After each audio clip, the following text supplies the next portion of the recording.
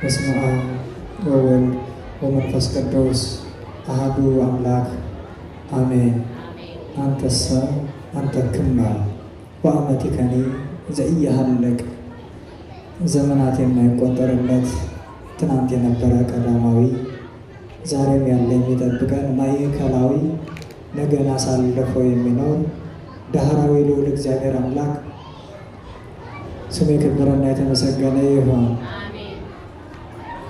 ቅዱስ ያሬድ ኢትዮጵያዊ ሊቅ መሰረተ ሕይወት ማርያም ወጥንተ መድኃኒት ዘእምቀዲሞ ኪያኪ ሰናይተ ዘፈጠረ ለቤዛ ዓለሙ።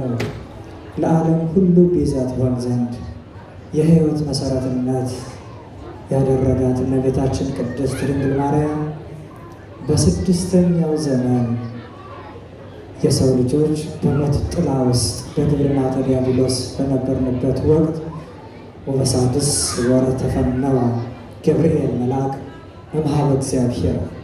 የእግዚአብሔር መልአክ የሰው ልጆች መከራ እንደጸናባቸው አይቶ ከእግዚአብሔር ዘንድ ተላከ። አባህድ አገር ዘገሊላ እንተ ስማ ናዝሬት። ይህች የገሊላ አብራጃ የምትሆን ናዝሬት ናት። እንተ ስማ ሀበ ድንግል እንተ ተፈወረት ለዮሴፍ። ይህችን የዚችን ድንግል ስም ማርያም ነው ብሎ ከእግዚአብሔር የተላከ መልአክ ያበሰራት እመቤታችን ቅድስት ድንግል ማርያም እንድንሰበሰብ ምክንያት የሆነችን በዛሬው ዕለት ስሟን ለማክበር እግዚአብሔር ያከበራትን ድንግል ንጽሕናዋን ቅድስናዋን እንካፈል ዘንድ በአማላጅነቷ ትጠብቀን ዘንድ ምክንያት የሆነችን እመቤታችን ቅድስት ድንግል ማርያም ስሟ የከበረና የተመሰገነ ይሁን። መልአከ ገነት ቀሲስ ከፍያለው የዩኬና ሰሜን አየርላንድ ሀገረ ስብከት አስተዳዳሪ እንዲሁም በዚህ ቤተ ክርስቲያን ውስጥ አስተጋባ አተመ ማርያም ድንግል ሰበሰበችን ብለን በዚህች ቤተ ክርስቲያን ያለን ሁላችን በልዑል እግዚአብሔር ስም እንደምን አደራችሁ?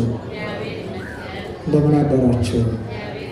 እንኳን ለእመቤታችን ለቅድስት ድንግል ማርያም ሕንፃ ቤተ ክርስቲያን አደረሳችሁ። ስሟ ይክበር ይመስገን። ባለችን አጭር ደቂቃ ሕፃናቱ ሲያስተምሩ ቆይተዋል። በቅዳሴው ልቦናችን ካልተሰረቀ በምንባባቱ ክፍል፣ በዜናው ክፍል፣ በእያንዳንዱ ክፍል እየተማርነው የቆየነው ነው ቃለ እግዚአብሔር እና ባለችን ሰዓት የምንማማርበት ኃይለ ቃል ኢትዮጵያዊ ሊቅ ቅዱስ ያሬድ ከደረሰው ድርሰት ውስጥ ይሆናል። ዛቲ እቲ ሆህታ ለሰማይ፣ ይህቺ የሰማይ ደጅ ናት በሚል ይሆናል። ዛቲ በሉ እስኪ በግዕዝ ዛቲ የእቲ ሆህታ ለሰማይ፣ ይህች የሰማይ ደጅ ናት። ስለ ቃሉ የልዑል እግዚአብሔር አምላካችን ስሙ የከበረና የተመሰገነ ይሁን። ይህች የእግዚአብሔር ደጅ ናት። እግዚአብሔር አምላክ በክብሩ የነበረ በጌትነቱ የነበረ በአምልኮቱ በሦስትነቱ የነበረ በባህሪው ምስጉን የነበረ ዓለም ሳይፈጠር ይህን ክብሩን ሰዎች ይካፈሉት ዘንድ ስሙን ቀድሰው ክብሩን ይወርሱ ዘንድ ዓለምን ፈጠረ። ለዓለም ደግሞ ገዥ አድርጎ የሰው ልጅ ፈጠረ። በብሉይ ኪዳን በቅዱሳን አበው፣ በቅዱሳን ነገሥታት፣ በቅዱሳን ካህናት መገባቸው። በሐዲስ ኪዳን ደግሞ ሰው ሆኖ ጌታችን ኢየሱስ ክርስቶስ ከእመቤታችን ከቅድስት ድንግል ማርያም ሰው ሆኖ በመስቀል ተሰቅሎ አዳነን። ድሜጥሮስ እንዲህ ይላል፣ ተመልከቱ የእግዚአብሔርን ቸርነት እዩ። የሰው ልጅ በክብር ተሾሞ ሳለ በፍጥረት ሁሉ ሰልጥኖ ሳለ እግዚአብሔርነትን አምላክነትን ፈልጎ ከእግዚአብሔር ጋር ተገዳደረ። የእግዚአብሔርን ሕግ ጣሰ፣ ወደቀ። ለክብር ፈጥሬህ ነበር እንደወደቅ ቅር አላለም። ሰው ሆኖ የእርሱን ሥጋ ለብሶ መከራውን ተቀብሎ ቤዛ ሆኖ ሙቶ አዳነው። ደሙን አፍስሶ አዳነው። ሥጋውን ሰጠ፣ ደሙን ሰጠ። የእግዚአብሔርን ቸርነት ተመልከቱ ይላል። ከዚህ በኋላ አይ አንድ ጊዜ ብታጠፋ ወርጄልሃለሁ፣ ተሰቅዬልሃለሁ፣ ደሜን አፍስሼልሃለሁ፣ ሥጋዬን ቆርሼልሃለሁ፣ ከዚህ በኋላ የራሳችሁ ጉዳይ ብሎ እግዚአብሔር አልተወንም። ካህናትን ሰጠ። በምድር የፈታ ነው ካህናት የፈቱት በሰማይ የተፈታ ሲሆን ዘንድ በምድር ኃጢአታችሁ ይቅር የተባለላችሁ በሰማይ በክብር ኃጢአታችሁ ይቅር ተብሎላችሁ ከቅዱሳን ጻድቃን መላእክት ጋር እንድንኖር ስልጣኑን ለካህናት ሰጠ። አብረውን ለሚኖሩ ብሎ ስለ እግዚአብሔር ቸርነት ይናገራል። ከዚህ በኋላ እግዚአብሔር አምላክ ስራውን ግብረ ዘወሀብከኒ ፈጸምኩ ልክ በሕግ ልህቀ በ30 ዘመን ልክ እስከ 30 ዘመኑ በአንዲው አምላክ ነኝና ልደግ ሳይል ከሕፃንነቱ ጀምሮ እንደ ሰው ልጅ በየጥቂቱ አደገ። ሕግ መጽሐፋዊ እየተማረ ሕገ ኦሪትን እያከበረ ሰው ሆኖ ለእናቱ እንዘይትእዘዝ ለእሙ ለድንግል ማርያም እየታዘዘ ሲሰደድ እሷ ስትሰደድ አብሮ ማጥፋት እየቻለ ሁሉም ማድረግ እየቻለ እየተሰደደ ጌታችን ኢየሱስ ክርስቶስ በየጥቂቱ እንደ ሰው አደገ። ጾምን አሳየን፣ ወንጌልን ሰራልን፣ ስርዓት ሰራልን፣ ሕገ ቤተ ክርስቲያንን አሳየን፣ ሐዋርያት አባቶቻችን መረጠልን፣ ክህነትን ሰጠልን፣ ትንሣኤውን አሳየን፣ ሥጋውን ደሙን ሰጠን። ከዚህ በኋላ ጌታችን ኢየሱስ ክርስቶስ ወደ ሰማይ አረገ።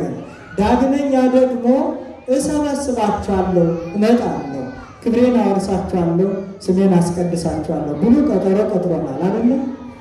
እንዲህ ብሎ ጌታችን ካረገ በኋላ በስንተኛው ዓመት ነው ያረገው? በ33 ከዓመት በኋላ ጌታችን ኢየሱስ ክርስቶስ የመረጣቸው ሐዋርያት ሕፃናቱ ሲያነቡት እንደሰማችሁ በዚች በፊልጵስዩስ ጳውሎስ እና በርናባስ ወይም ሲላስ የእግዚአብሔርን ወንጌል በሚያስተምሩበት ጊዜ ክርስትናን በሚያስፋፉበት ጊዜ ከአምልኮ ጣዖት ፈልሰው ወደ አምልኮተ እግዚአብሔር የተመለሱት ሰዎች ልክ እንደኛ ተሰብስበው አምልኮ ጣዖትን ያመልኩ ነበረና እኛ ይህን ጣዖት ተውን ካላችሁ የለመድነው ነገር አለ፣ በቤት ተሰብስበን የምናመልከው አለ፣ ያስለመድነውን አትተውን፣ እሺ የት ተሰብስበን እናምልክ ሲሉ ጳውሎስና በርናባስ ሐዋርያትን ሰብስበው ሱባኤ ገብተው ወደ እግዚአብሔር አመለከቱ። እግዚአብሔር ደግሞ ይህ የሆነው ከአንድ ዓመት በኋላ በ34ኛው ዓመት ነው። በዛሬዋ በግሪክ ሰሜናዊ ክፍል በፊልጵ ወይም ፊልጵስዩስ ውስጥ ጌታችን ኢየሱስ ክርስቶስ ሊቀ ካህን ሆኖ ጴጥሮስን ተራዳኢ ካህን አድርጎ እስጢፋኖስ የምታስታውሱ ከሆነ መንፈስ ቅዱስ ከወረደላቸው በኋላ አንትሙሰ ንበሩ ሀገረ ኢየሩሳሌም እስከትለብሱ ኃይለ ማርያም ከላይ መንፈስ ቅዱስ እስኪላክላችሁ ድረስ በኢየሩሳሌም ጸንታችሁ ቆዩ ከተባለ በኋላ ቋንቋ ተገለጸላቸው፣ ምስጢር ተረጎሙ። በዚህ ጊዜ ቅዱስ እስጢፋኖስን ሊቀ ዲያቆንን ምን ብለው ገለውታል? ቀጥቅጠው በድንጋይ ወግረው ገለውታል አይደለም? ከዚህ በኋላ በዓመቱ ከሞት አስነስቶ ሰራይ ዲያቆን አድርጎ እንዲያገለግል አድርጎ በዚህች ዕለት ሰኔ 20 ቀን የጌታችን የኢየሱስ ክርስቶስ ቤተ ክርስቲያን ራሱ ባለቤቱ አንጾ 3 ድንጋዮችን አንስቶ ቅዱስ መቅደስ ቅኔ ማህሌት አድርጎ ሰርቷቸዋል። የቤተ ክርስቲያን ስርዓት አንዲት ቤተ ክርስቲያን ስትታነጽ ከመሃል ምን አለ? በስንት ክፍል ነው የምትሰራው? በ3 ከመሃል ምን አለ? መቅደስ አለ። ከሁለተኛው ክፍል ቅድስት፣ ከ3ኛው ክፍል ቅኔ ማህሌት አለ። መቅደስ የክርስቶስ ስጋና ደም የሚለወጥበት የሚከብርበት መንበር ያለበት ቦታ ማለት ይሄ ውስጥ። ቅድስት ደግሞ ወደ ገጠር ቦታ አይታችሁ ከሆነ ስርዓተ ቤተክርስቲያን የጠበቀ ቤተክርስቲያን ነው የሚሰራው፣ 3 ክፍል። ቅድስት ደግሞ የሚቀበሉ ሰዎች ሥጋ ወደሙን ለመቀበል የተዘጋጁ ሰዎች ምን የሚሉበት ነው? የሚሰበሰቡበት ቦታ ነው። ቅኔ ማህሌት ደግሞ ሊቃውንቱ ቅኔውን ማህሌቱን የሚያደርሱበት፣ መዘምራኑ የሚዘምሩበት፣ ለሥጋ ወደሙ ያልተዘጋጁ ለጊዜው ብቁ ያልሆኑ ሰዎች ምን ይሉበት የሚቆዩበት ቦታ ነው። ስርዓተ ቤተ ክርስቲያን ይሄን ነው የሚያዘው። ሌላው ግን የቤተ ክርስቲያን አስተምህሮም አይደለም። ከዚህ ግድ ስለሆነብን ነው እንጂ ኢትዮጵያ ላይ እንደዚህ ነው መሰራት ያለበት። አሁን ግን የካቶሊኮችን ልምድ ወስደን ነው ካቴድራል እየሰራን ያለ። ካቴድራል የካቶሊክ ስም አጠራር ነው። በቤተ ክርስቲያን ስርዓት መሰረት ትልቅ ቤተ ክርስቲያን ካቴድራል አይደለም ይባላል። አቡን ቤት ምናልኳችሁ? አቡን ቤት ማለት ጳጳሱ የሚገኝበት፣ አቡነ ጳጳሱ ምን የሚልበት የሚገኝበት ትልቅ ቤተ ክርስቲያን አቡን ቤት ነው የሚባለው። ካቴድራል የሚለው ትክክል አለ፣ ኦርቶዶክሳዊ አይደለም፣ ካቶሊካ አጠራር ነው። እና ይህችን ቤተ ክርስቲያን ሶስቱን ድንጋዮች ቅድስት መቅደስ ቅኔ ማህሌት አድርጎ ሰኔ 20 ቀን ምን አለ መሰረታ። ሰኔ 21 ቀን ምን አለ ቀድሶ አከበራ። እናቱን ምን አድርጎ መንበር አድርጎ ጴጥሮስን ተራዳኢ ካህን ሊቀ ዲያቆን እስጢፋኖስን ከሞት አስነስቶ ምን ብሎ ሰራይ ዲያቆን አድርጎ ቀድሶ አቆርቧቸዋል። በዚህ ችለት የቅዱሳን ሐዋርያት በረከታቸው ይደርብን። ይህቺ ቤተ ክርስቲያን ዛቲ ይእቲ ኢትዮጵያዊ ሊቅ ቅዱስ ያሬድ ዛቲ ይእቲ ሆህታ ለሰማይ ሰማይን አይቷል፣ መላእክት የሚያመሰግኑበት፣ ኪሩቤል ሱራፌል ክርስቶስን የሚጋርዱበት፣ መንበሩን የሚሸከሙበትን ቦታ አይቶ የመጣ ከሱራፌል ከኪሩቤል ጋራ እግዚአብሔርን ያመሰገነ የመላእክትን ዜማ በምድር መጥቶ ያስተማረ ይሄ ቅዱስ ኢትዮጵያዊ ሊቅ ማን ነው? ቅዱስ ያሬድ። ይህችን ቦታ ታዲያ ምን አላት? ዛቲ ይእቲ ሆህታ ለሰማይ። ይህች ምንድና የሰማይ ደጅ ናት አለ። እንግዲህ ቤተክርስቲያን በዓሉ ቤተክርስቲያንን ባስመለከተ ስለሆነ ቤተክርስቲያን በስንት ክፍሎች ትከፈላለች? በሶስት። በስንት አልኳችሁ? በሶስት ክፍሎች። አንደኛው የእያንዳንዳችን ሰውነት ምን አልኳችሁ? የእያንዳንዳችን ሰውነት። ስለዚህ ወለተ ማርያም ወይም ገብረ ማርያም ለብቻው ሲቆም ምንድን ነው እሱ? ቤተ ክርስቲያን። ቤተ ክርስቲያን ማለት ምን ማለት ነው? የክርስቶስ ቤት። እኛ የክርስቶስ ቤቶች ነን አይደለም? በስጋ ደግሞ የከበር የክርስቶስ ክርስቲያን በሙሉ የክርስቶስ ምንድን ነው? ማደሪያ ማለት ነው። ቤቴ ቤተ ጸሎት ይሰማል። ቤቴ ጸሎት ቤት ይባላል። ዋሻ የኃጢአት መራገፊያ መዳረሻ ያደረጋችሁት ያለ ቤቱ የማን ነው? እያንዳንዳችን ምንድን ነው? ቤቴ ህንፃው ኃጢአት ይሰራል አይሰራም? አይሰራም አይደለም? ስለዚህ ኃጢአት የሚሰራ ሰው አይደለም? ስለዚህ ቤት የተባለ ማን ነው? ሰው ነው። የመጀመሪያው እያንዳንዱ ክርስቲያን ምን ይባላል? ቤተ ክርስቲያን ይባላል። ሁለተኛው ደግሞ የክርስቲያኖች ስብስብ፣ እንዲህ በጋራ ተቀምጠ የምኖች ስብስብ የክርስቲያን አንድም ሁለትም ሶስትም በስሜ ብትሰበሰቡ ምን ብሏል? እኔ በመካከላችሁ ምን እላለሁ? እገኛለሁ። እግዚአብሔር ያለበት ሁሉ ደግሞ ምንድን ነው? የእግዚአብሔር ማደሪያ ወይም ቤት። ሁለተኛው የክርስቲያኖች መሰብሰብ ማለት ነው፣ የክርስቲያኖች ስብስብ። ሶስተኛው ደግሞ በዛሬው ዕለት የምናከብረው ህንፃ ቤተ ክርስቲያን። ምን አልኳችሁ? ህንፃ ቤተ ክርስቲያን። ጌታችን ኢየሱስ ክርስቶስ ከስንት ድንጋዮች ይሰራል? ከሶስት ድንጋዮች መቅደስ፣ ቅድስት፣ ቅኔ ማህሌት አድርጎ በፊልጵስዩስ የሰራት ለጊዜው፣ ፍጻሜው ደግሞ የክርስቶስ ደም የነጠበባት ሁሉ ምን ይሆናል? ቤተ ክርስቲያን ይሆናል ማለት ነው። ይህ ህንፃ ቤተ ክርስቲያን ታዲያ ወደፊት ስርዓተ ቤተ ክርስቲያን ላይ እንማማራለን እግዚአብሔር ከፈቀደ። ይህቺ የሰማይ ደጅ ናት። በሰማይ ደጅ መቀባባት የለም።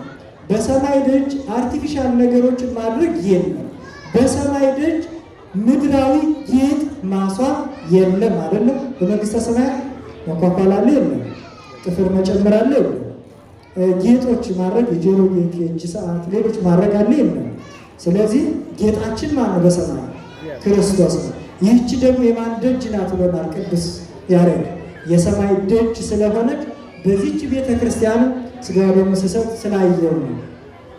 እና ከተፈጥሯችሁ ውጭ የምታደርጉትን ከቤተ ክርስቲያን ሲሆን ባታደርጉት፣ ከለመደባችሁ ደግሞ ልምዱ እስኪተዋችሁ ድረስ ወደ ክርስቶስ በፍጹም ልባችሁ እስክትቀርቡ ድረስ ከቤተ ክርስቲያን ውጭ ብታደርጉት። ይህች ግን የሰማይ ደጅ ስለሆነች ጌጣችን ማን ይሁን? ክርስቶስ። በቃ ውበታችን ማን ትሁን? ቤተ ክርስቲያን ናት። በቃ ስለዚህ አይስላሽ የምታደርጉ ከንፈራችሁን የምትቀቡ ፊታችሁን የምትቀቡት ላይ የጆሮ ጌጥ አድርጋችሁ ሥጋ ወደሙን የምትቀበሉ ቀለበት እንኳን አድርጋችሁ የምትቀበሉ ጌጥ በአጠቃላይ ከቤታችሁ ትታችሁ ጌጤ ማን ነው ብላችሁ መምጣት አለባችሁ? ክርስቶስ። ምክንያቱም ቅዱስ ያሬድ ምን ብሎናል? ዛቲ ኤቲ ኆኃታ ለሰማይ፣ ይህች የሰማይ ደጅ ናት። ስብሐት ለእግዚአብሔር። ለመምህራችን ቃለ ሕይወት ያሰማልን፣ ቃለ ሕይወትን ያሰማልን፣ የአገልግሎት ዘመናቸውን ያርዝምልን፣ ዋና ፍጻሜ ነውና ፍጻሜያቸውን ያሳምርልን። አሜን። ከዚህ ዲያቆናት ወረብ ያቀርቡልናል። ከዛ በኋላ ወደ መጨረሻው